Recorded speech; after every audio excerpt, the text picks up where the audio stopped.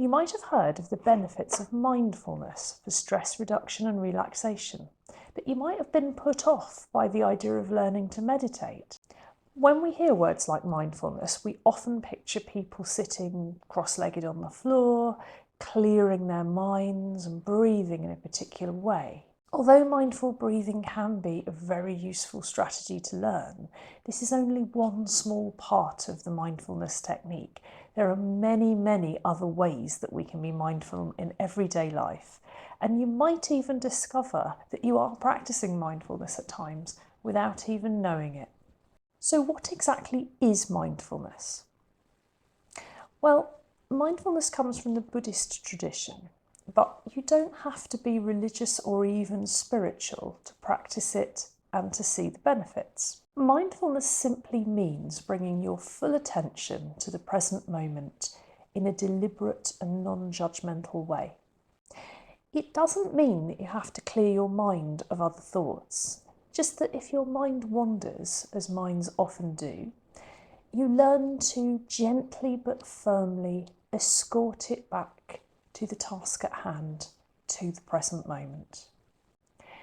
Sometimes we do a task that requires our full attention to go well or to be safe. And when we do that, sometimes afterwards, we might notice that during that task or activity, we haven't thought about anything else. These are times when actually you're being mindful without really meaning to. And it's useful if you identify any of those tasks or activities, because we can learn a lot from those. We can learn a lot from what helps us to focus our full attention in the present moment, and therefore we know what we can do more of. Mindfulness is not just about managing negative thoughts or difficult feelings. We've all got experience of that old cliche that time flies when you're having fun. And being mindful is one way to slow things down and to be able to get full enjoyment from a pleasurable experience. The best way to practice mindfulness in everyday life is to learn to use all of your senses.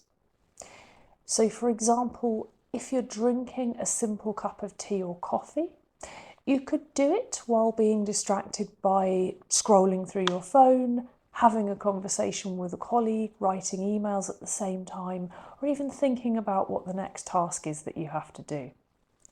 A more mindful way would be to take time out to enjoy that drink, to just sit and fully experience it using all of your senses. Noticing, for example, the colour of the liquid in the cup. Noticing how the surface of it reflects the light, how it might change as it gets lower in the cup. You might notice how the cup feels in your hands, the difference between the texture of the cup, the feeling of your skin, and the temperature of the drink inside. You might also lift it up to your nose, and before you drink, just take a long, slow, deep breath and really notice the scent. Notice it in a way that you might not have noticed it before. Then when you take a sip, I'd encourage you to leave that drink, or if it's food, in your mouth for a little bit longer than usual. So just noticing all of the different textures and tastes that are there. And sometimes the taste of something does change as it sits on your tongue, as it sits a little bit longer on your taste buds. And always remember that the pleasure of food and drink is only available until you swallow. You only have taste buds in your mouth, so once you swallow, the experience is finished.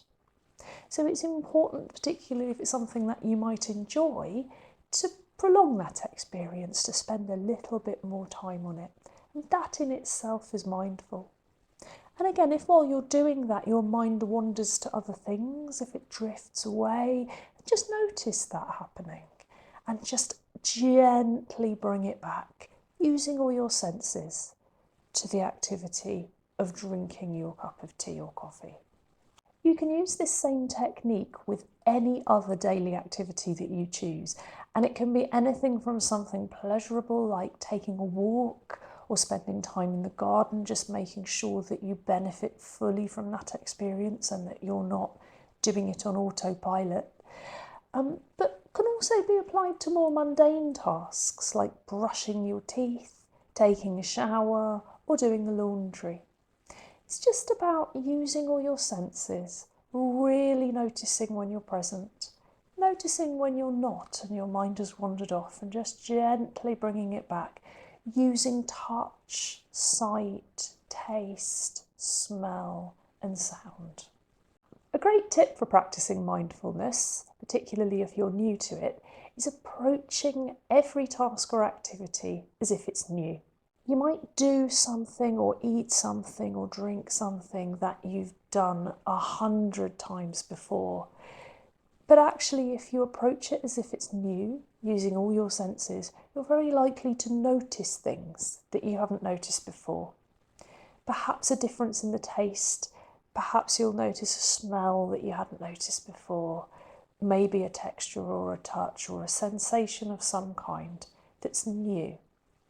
And like any exercise, the more you practice it, the more natural it will become, the easier you'll begin to find it. And you'll see when it's most beneficial. If you've been feeling a little bit intimidated by the idea of mindfulness, I hope that this introduction has helped you think about where you might be able to try it and how you can simply dip a toe in the water without learning anything particularly difficult. If you've enjoyed this session, please do like and subscribe, and I will see you next time.